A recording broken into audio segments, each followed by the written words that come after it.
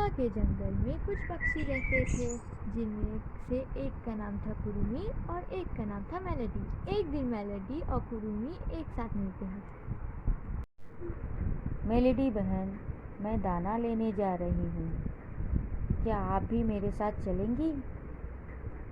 आज हम लोग दाना लेने जा रहे हैं, चलिए। अरे बहन, मैं क्या करूं? अगर बारिश में निकलूंगी तो मेरे पंख फिसल जाएंगे। बहन, किसान की पत्नी ने घर के बाहर हमारे लिए दाना पानी रखा है।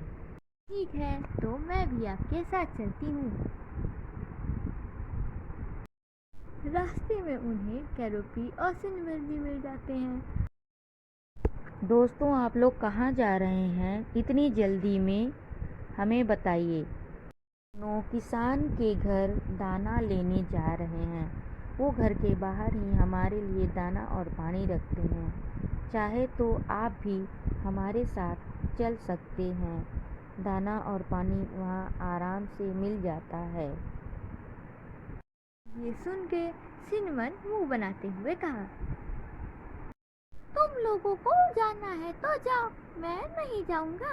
मैं तो आज किसान के बगीचे से मीठे मीठे और रसीदार आम लेके खाऊंगा। ठीक है, आम और किसान की मार दोनों खा लेना। उसके बाद वो लोग किसान के यहाँ चले जाते हैं।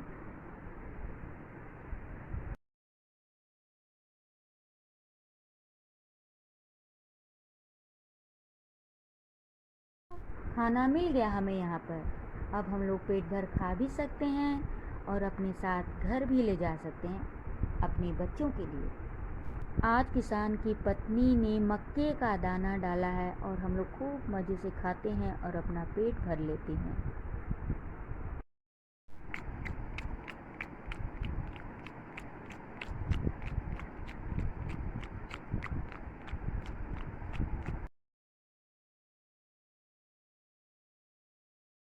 चलो मेलेडी, अब खाना ख़त्म हो गया, क्यों ज़मीन चाट रही हो? हमारा पेट तो कभी भरता ही नहीं है, चाहे जितना भी खा लो।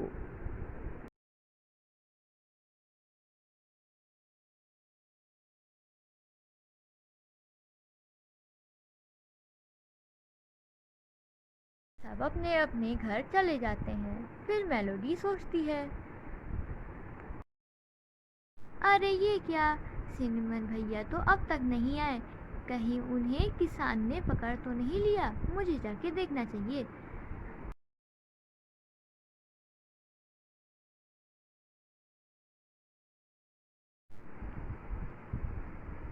अरे अरे अरे, मैं तो आगे निकल गई, जल्दबाजी में पता ही नहीं चला। दोस्तों, मुझे तुम्हें एक बात बतानी है, जरा इधर सुनो। सिनेमन भैया अब तक नहीं आए हैं। कहीं उन्हें किसान ने पकड़ तो नहीं लिया? हमें चलकर देखना चाहिए। चलो चलकर देखते हैं।